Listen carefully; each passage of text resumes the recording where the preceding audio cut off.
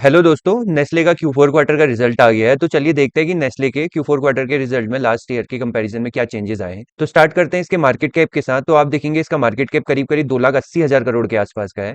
इसका पी करीब 81 का है और आरओसी इसका 84 का है, मतलब 84। और आरओई इसका करीब 73 का है। और ये लगभग लगभग 1% की हमको क्या कर रहा है, डिविडेंड यील्ड भी दे रहा है। तो आप सबसे पहले आप ये समझने की कोशिश करिए कि नेस्ले है क्या। नेस्ले बेसिकली एक स्विस कंपनी है और स्विस कंपनी की सब्सिडरी है ये इंडिया में। तो इसलिए इसको नेस्ले इंडिया बोला जाता है। अब नेस्ले का मेन बिजनेस है एफएमसीजी का, मतलब फास्ट मूविंग कमर्शियल गुड। ये हमारे डेली यूज के प्रोडक्ट बनाता है। तो चलिए एक बार इनकी वेबसाइट पर चले जाते हैं और वहां जाके देखते हैं कि नेस्ले आखिर क्या क्या चीजें बनाता है। तो आप देखेंगे कि ये नेस्ले के प्रोडक्ट हैं। तो आप इसमें सबसे पहले देख सकते हैं कि जो नेस्कैफे की हम लोग कॉफी पीते हैं, नेस्कैफे गोल्ड हो गया, या नेस्कैफे का जो मिल्क आता है, तो इस तरीके की चीजें बनाता है। इसके अलावा ये डेली ब्रेकफास्ट के लिए बच्चों के लिए जो हम लोग मिल्क के साथ चीजें ऐड करते हैं वो बनाता है। उसके अलावा इसके पास किटकैट है, इसके पास नेस्ले का बार वन है, नेस्ले की मंच है। इसके अलावा नेस्ले के जो भी मिल्क प्रोडक्ट हैं, नेस्ले एवरीडे करके, नेस्ले मिल्कमेड, नेस्ले प्रोबायोटिक्स, ये सारी चीजें। और नेस्ले की सबसे फेमस चीज है उसकी नेस्ले की मैगी, जो कि आप देख सकते हैं। उसके अलावा नेस्ले केचप भी बना रहा है, इंस्टेंट मैगी भी बना रहा है। नेस्ले इसी तरीके से किड्स के लिए सैरिग्रो, लैक्टोग्रो, इस टाइप की चीजें बनाता है। तो ये नेस्ले के प्रोडक्ट हैं। तो चलिए एक बार फिर से हम लोग वापस चले जाते हैं। तो अब हम लोग आगे बढ़ते हैं और चले जाते हैं इनके क्वार्टरली रिजल्ट पर। तो आप देखेंगे कि लास्ट ईयर जहां नेस्ले का मार्च क्वार्टर में करीब 5,000 करोड़ की सेल थी, तो इस बार वही सेल बढ़ के हो गई है 6,748 करोड़ की। मतलब सेल में एक अच्छा खासा क्या है, जंप आया क्वार्टर ऑन क्वार्टर बेसिस पे। वहीं अगर इसके एक्सपेंसेस देखें तो वो करीब 4,100 करोड़ के थे, जो अब बढ़ के करीब 5,000 करोड़ के हो गए। तो जैसे जैसे सेल्स बढ़ी है उसी के अकॉर्डिंग इनके क्या हो गए, इनके एक्सपेंसेस में भी काफी अच्छा इंक्रीज आया है। तो अब इनका जो ऑपरेटिंग प्रॉफिट निकल के आ रहा है वो आ रहा है 1,388 करोड़। तो क्या हो गया, सेल्स माइनस एक्सपेंसेस क्या हो गया, ऑपरेटिंग प्रॉफिट। तो अब यहीं पर मार्च 2026 में वो ऑपरेटिंग प्रॉफिट हमारा निकल के आ रहा है 1,772 करोड़ का। तो आप देखेंगे कि इसका मार्च लास्ट ईयर मार्च क्वार्टर में 25% का, और इस बार इनका ऑपरेटिंग प्रॉफिट है 26% का। इसके बाद इन्होंने लास्ट ईयर मार्च क्वार्टर में 9 करोड़ की एक्स्ट्रा इनकम जनरेट करी थी, और इस बार ये एक्स्ट्रा इनकम नेगेटिव है। तो आप लोगों के लिए फिर से एक काम है कि आपको ये सोचने की कोशिश करना है कि किसी भी कंपनी की अदर इनकम नेगेटिव कैसे हो सकती है। ठीक है, उसके बाद इंटरेस्ट हमारे पास 38 सीआर का है लास्ट ईयर के मार्च क्वार्टर में, और इस बार ये है करीब 37 सीआर का। तो इंटरेस्ट लगभग सेम ही है। उसके बाद आप लोग देखेंगे कि लास्ट मार्च क्वार्टर में 155 करोड़ का डेप्रिसिएशन था, इस बार डेप्रिसिएशन बढ़ के इनका 205 करोड़ का हो गया है। तो जब हम इन सारी चीजों को ऑपरेटिंग प्रॉफिट से घटा देंगे तो हमारा जो प्रॉफिट बिफोर टैक्स निकल के आ रहा है वो आ रहा है 1,513 करोड़ का, और लास्ट ईयर यही प्रॉफिट बिफोर टैक्स 1,205 करोड़ के आसपास का था। तो जो इनका टैक्स इनको आ रहा है करीब 26-27% के आसपास आपको आता हुआ दिख रहा है। तो लास्ट मार्च में इनका टैक्स था करीब 26%, और इस बार भी वो ऑलमोस्ट सेम है। तो इस वजह से इनका जो नेट प्रॉफिट निकल के आ रहा है वो 885 सीआर का था लास्ट ईयर, और इस बार है ये 1,114 करोड़ का इस ईयर के मार्च क्वार्टर में। ठीक है, तो चलिए आगे बढ़ते हैं। तो आप देखेंगे कि नेस्ले की ईयर ऑन ईयर बेसिस पे जो सेल थी वो लास्ट ईयर करीब 20,000 करोड़ की थी, और इस साल ये करीब 23,000 करोड़ की है। तो लगभग लगभग 3,000 करोड़ का नेस्ले की ईयर ऑन ईयर सेल्स पे जंप आया है। अब उससे पहले एक चीज यहाँ पर नोटिस करेंगे कि यहाँ पर नेस्ले की सेल जो थी करीब 24,000 करोड़ की थी मार्च 2024 में। लेकिन आप देखेंगे कि ये ईयरली रिजल्ट ना होकर 15 मंथ का रिजल्ट था, क्योंकि इससे पहले नेस्ले का जो ईयरली रिजल्ट था वो दिसंबर में आता था। ईयरली रिजल्ट को मार्च में लाने के लिए उन्होंने क्या करा, एक एक्स्ट्रा क्वार्टर इसमें जोड़ दिया, जिस वजह से इनमें यहाँ पर सेल्स में एक्स्ट्रा इंप्रूव होते हुए दिख रहा है। तो अब चलिए आगे बढ़ते हैं। तो आप देखेंगे कि जहां मार्च 2025 में इनके एक्सपेंसेस 15-15,500 करोड़ के थे, वो अभी बढ़ के हो गए 17,900 करोड़ के आसपास के। तो जिससे इनका ऑपरेटिंग प्रॉफिट है करीब 4,700 करोड़ का लास्ट ईयर का, और इस बार ये करीब 5,300 करोड़ के आसपास का आ गया है।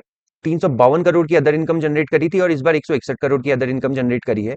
और सेम टाइम पीरियड में इन पे 136 करोड़ का लास्ट ईयर टैक्स पड़ा था, और इस बार पड़ा है 158 करोड़ का टैक्स। तो इनका जो इसके अलावा इनका जो डेप्रिसिएशन लास्ट ईयर था करीब 540 सीआर के आसपास का, इस बार वो बढ़ के हो गया लगभग लगभग 700 सीआर के आसपास का।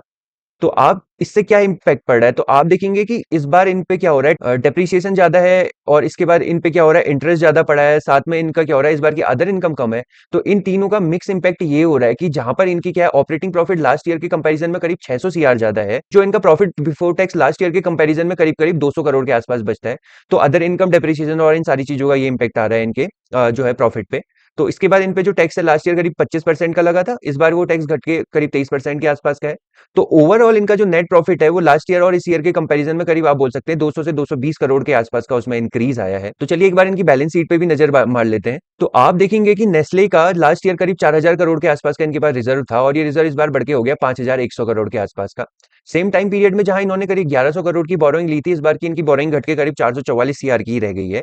और इसके अलावा आप देखेंगे कि लास्ट ईयर इन्होंने करीब 173 करोड़ का क्या था, इनका करंट वर्क इन प्रोग्रेस था। मतलब ये अपने को एक्सपेंड कर रहे थे, फैक्ट्रीज लगा रहे थे या कोई नई दूसरी मशीनरी लगा रहे थे जिसमें इनका खर्चा हो रहा था। अब लास्ट इस ईयर इनका यही करंट वर्क इन प्रोग्रेस घट के करीब 507 सीआर के आसपास का रह गया है।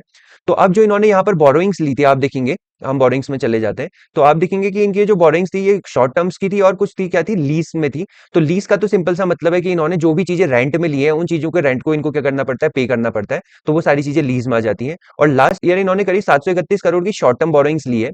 तो कभी कभी कंपनी क्या करती है, उनके पास जो उन्होंने अपना रुपया किसी जगह पर इन्वेस्ट किया है, उस रुपये को वो क्या करती है, यूज ना करने के बजाय शॉर्ट टर्म के लिए बोरोइंग ले लेती है। और जब भी उनका क्वार्टर एंड क्वार्टर बेसिस पे रिजल्ट आते हैं, दूसरी जगह से उनको पैसा आता है, वो उसको पे कर देती है। तो वही चीज हमको यहाँ आते हुए दिख रही है कि लास्ट इन्होंने करीब 731 करोड़ की बोरोइंग ली और इस बार उन्होंने उसको ऑलमोस्ट खत्म कर दिया है। इसके बाद इनके शेयर होल्डिंग पैटर्न पे चले जाते हैं, तो आप देखेंगे कि प्रमोटर जहां जून 2023 में करीब करीब आप बोल सकते हैं 63% के आसपास थे, और अभी भी वो सेम एग्जैक्ट नंबर पर ही है, लगभग 62.76%। और लास्ट ईयर भी 2023 में भी वो 62.7% ही थे।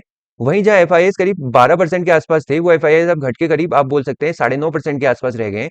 और डीआईए जहां 9% के आसपास थे, वही डीआईए 12.4% हो गए। तो क्या हुआ है कि सारे के सारे शेयर्स जो क्या करें एफआईआईस ने सेल करे हैं, वो सारे के सारे शेयर्स एक तरीके से आप कह सकते हैं डीआईआईस ने खरीद लिए।